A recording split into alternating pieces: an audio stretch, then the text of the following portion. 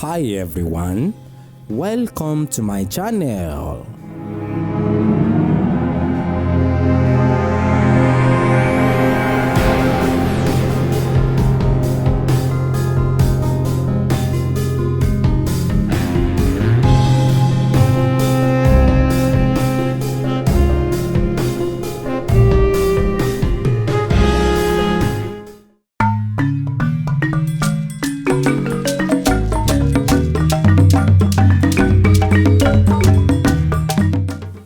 Ogunda Meji,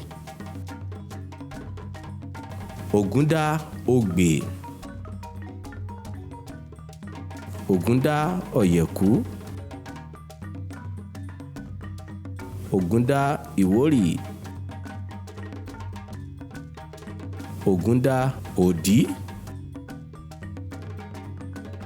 Ogunda irosun, Ogunda ọ̀wọ́rìn, Ogunda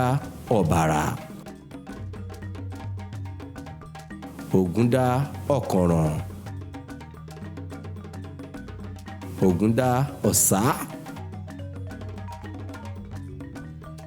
Ogunda ìkà, Ogunda otuurupon, Ogunda otura,